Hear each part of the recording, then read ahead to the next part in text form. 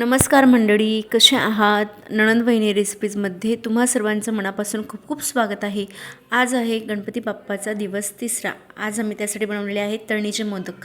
तळणीचे मोदक म्हटले की ते उकडीच्या मोदकांपेक्षा खूप झटपट आणि पटपट होतात. चला तर मग रेसिपीला सुरुवात करूया. सर्वप्रथम आपण अर्धी वाटी खोबरं घेतलेलं आहे, त्यानंतर एक छोटे वाटीभर पिठी साखर, 2 वाटी मैदा आणि अर्धी वाटी दूध आणि वेलची एवढं आपण 5 साहित्य घेतलेले आहेत. चला तर मग आता आपण सुरुवात करूया.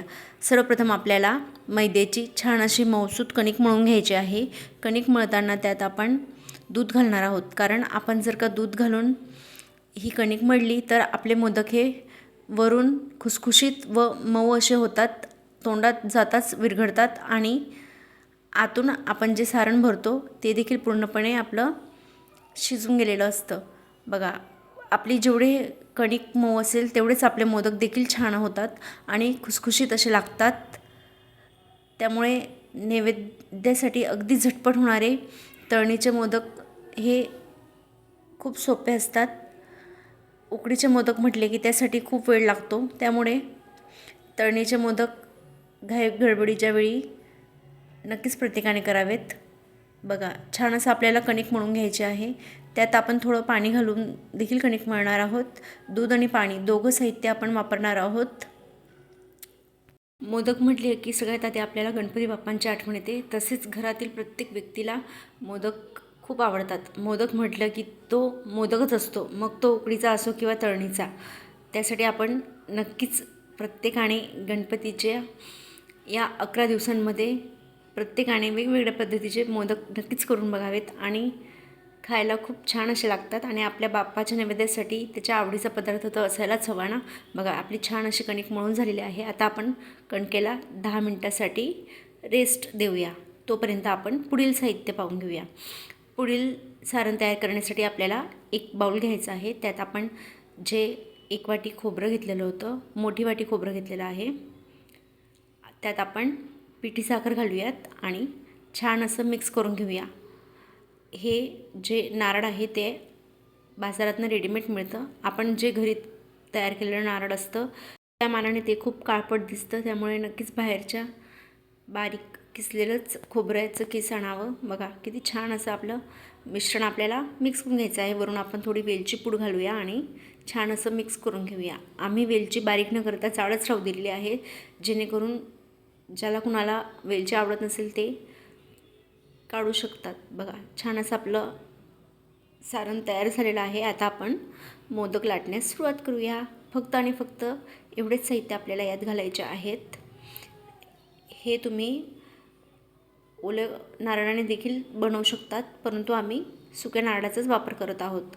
आता आपण पुन्हा एकदा कणकेला छान असं मळून घेऊया आणि तिचे गोळे तयार करून घेऊया आणि छान अशा बारीक बारीक पुऱ्या करूया.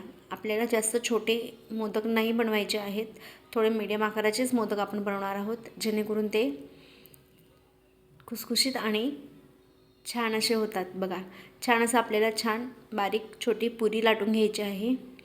पुरी या पद्धतीने लाटून झाली की मग आपण पुढील कृती करणार आहोत. मोदकाच्या सारणासाठी आपल्याला आतमध्ये थोडं जाड ठेवायचं आहे आणि कडेने थोडं बारीक ठेवायचं आहे, जेणेकरून आपण जेव्हा त्यात सारण भरू तेव्हा आपलं जो मोदक आहे तो फाटणार नाही, याची आपल्याला पूर्णपणे काळजी घ्यायची आहे. आता आपण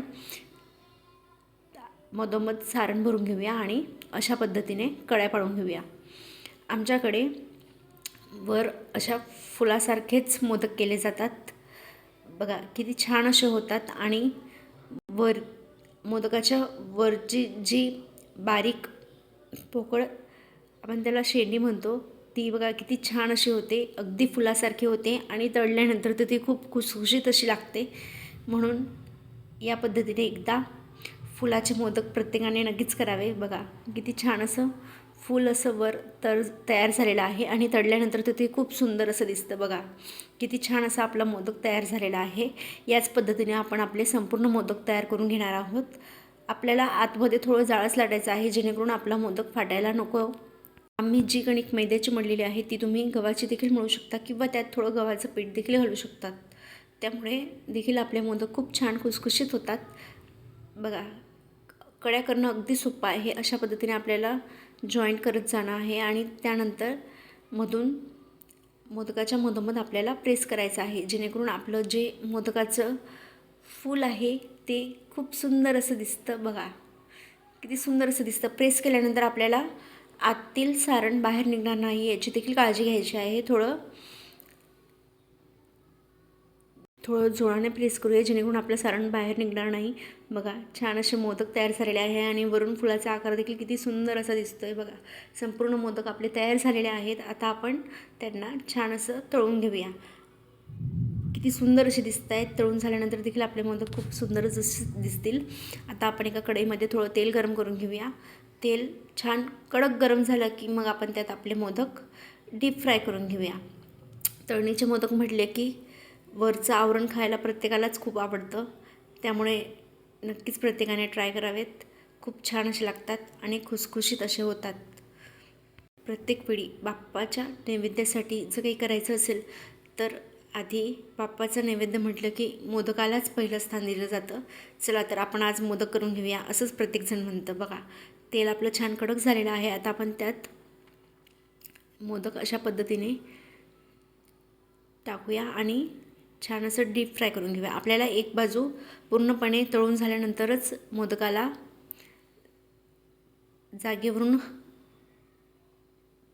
चमच्याने हलवून पूर्णपणे त्याच्या सगळ्या बाजू तळून घ्यायच्या आहेत, जेणेकरून आपलं जे वरचं आवरण आहे ते कच्चं राहणार नाही याची देखील आपल्याला काळजी घ्यायची आहे. बघा छान असं सगळ्या बाजूने आपल्याला मोदक पूर्णपणे तळून घ्यायचे आहेत. किती छान असे मोदक आणि सोनेरी असा रंग येतोय. का एकदाचं का आपलं तेल गरम झालं तर आपल्या मोदक तळायला अजिबातच वेळ लागत नाही. बघा किती छान असे मोदक तयार होत आहेत आणि वरील जे फूल तयार केलेलं आहे आपण ते देखील खूप सुंदर असं दिसतंय. दिसायला देखील सुंदर आणि खायला तर खूपच छान खुसखुशीत असे लागतात. बघा आपल्याला फक्त एवढंच गोल्डन रंग करायचा आहे, यापेक्षा डार्क कलर आपल्याला करायचा नाही आहे, जेणेकरून जे मोदक आहेत ते लाल दिसतील. आता आपले मोदक हे बघा सोनेरी रंगाचे असे दिसत आहेत. आता त्याच पद्धतीने आपण आपले संपूर्ण मोदक तळून घेणार आहोत. तळणीचे मोदक म्हटले की या पद्धतीने जर का तुम्ही मोदक केले तर खूप छान असे होतील, कारण की हे कमळ फुलाचे मोदक आहेत. वरून फूल या पद्धतीचे मोदक नक्कीच करायला सोपे आणि साधे आहेत. प्रत्येकानेच ट्राय करावे. बघा किती छान असं फूल किती सुंदर असं दिसतं आहे. या पद्धतीने तळणीचे मोदक एकदा नक्की ट्राय करून बघा. आणि जर तुम्हाला आमची तळणीचे मोदक करण्याची सोपी साधी पद्धत आवडली असेल तर नक्कीच आमच्या चॅनलला लाईक, शेअर आणि सबस्क्राईब करायला विसरू नका. तुमचा प्रतिसाद आमच्यासाठी खूप मोलाचा आहे. थँक्यू.